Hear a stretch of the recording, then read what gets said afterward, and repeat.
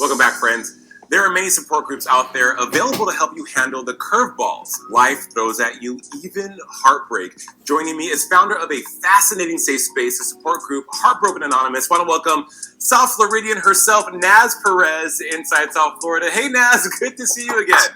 Oh my God, Jason, first of all, I love you. Hello. Also, I have to say hi to my mom because my parents still live in Florida and she's going to die, right now as she's watching this. Here for all of it. Welcome home virtually. First of all, how are you doing? I'm doing so well. I feel like we're starting to see the light at the end of the tunnel of this crazy year that we've all been through.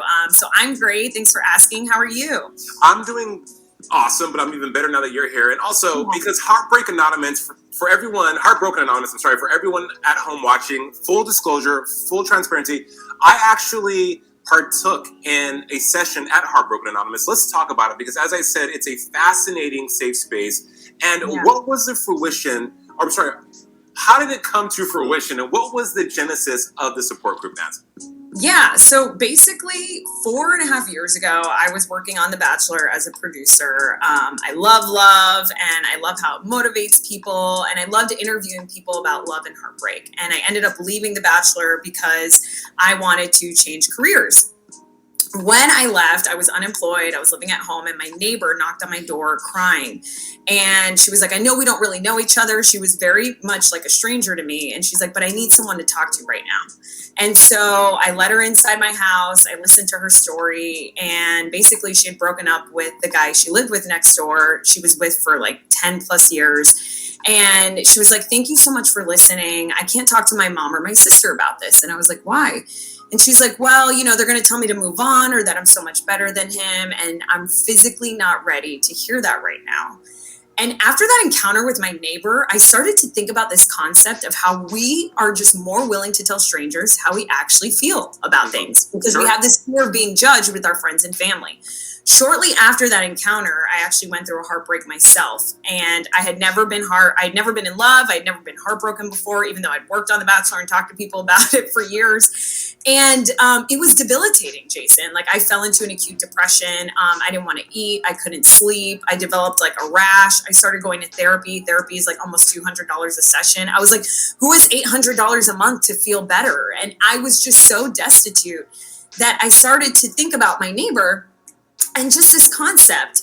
And so I started a support group called Heartbroken Anonymous, where people from all backgrounds, all ages, all races come and gather and share stories of heartbreak to remind each other that they are not alone. And now I'm doing them virtually over Zoom because of the pandemic. It's incredible, Naz, because many people look at heartbreak, as you just described, as a romantic sentiment, right? That the only type of heartbreak you can experience is that of a lost love. But that's not true. Heartbreak can also translate to the loss of a career. That's why I came to Heartbroken Anonymous. Dive deeper into that and some of the stories that you have encountered or some of the experiences you've encountered with some of the members and their accounts of heartbreak. Yeah, thank you so much for asking that, Jason. I appreciate that because I think a lot of people in society, when we hear the word heartbreak, we think of a guy breaking up with a girl, right? We think of a rom-com, a girl in a matching pajama set, eating ice cream in bed, crying her eyes out.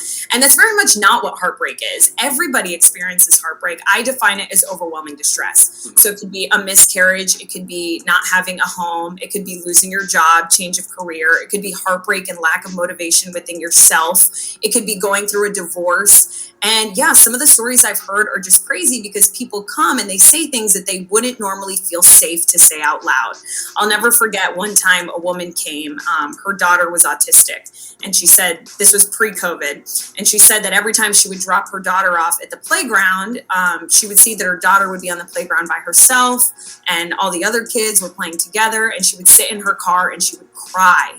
And she would cry so much. And she came to the meeting and she said, I can't tell my husband. It's just so unfair. Our daughter's autistic. Like she felt, and that was her heartbreak. And of course she loves her daughter, but it really helps to be able to just say how you feel sometimes and to feel heard. And so that's what I really try to build with Heartbroken Anonymous is this safe space where you can go and share anything that's on your heart, because really that is what heartbreak is, overwhelming distress. Right. I've never heard anyone articulate it like that. It's truly eye-opening. You have been featured on some of the most incredible platforms, the New York Post, Good Morning America. Why do you think Heartbroken Anonymous is resonating with many? You know, it is crazy. Through the pandemic, like we've gotten people from all over the world joining now. And like you said, like a lot of people have reached out, and I've been so lucky to be able to share my story, you know, with all these outlets, including Inside South Florida now, which is amazing. But I think one thing that people don't realize is that yes, we are in a pandemic, but we are also in this epidemic of loneliness. We've been in it for a couple years now.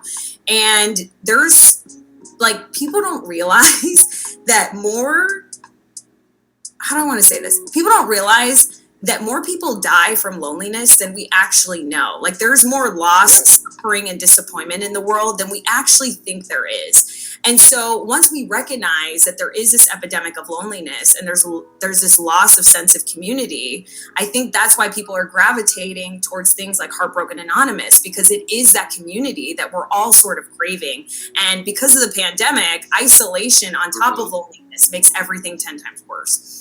Right, it's been exacerbated 10 times fold. Where can they go for, if they're watching right now and are truly experiencing these different types of heartbreak, loneliness, like you mentioned, despondency? Where can they go for more information? How can they participate? Yeah, so right now I am holding 2 meetings a month virtually over Zoom. Go to heartbrokenanonymous.com for all information.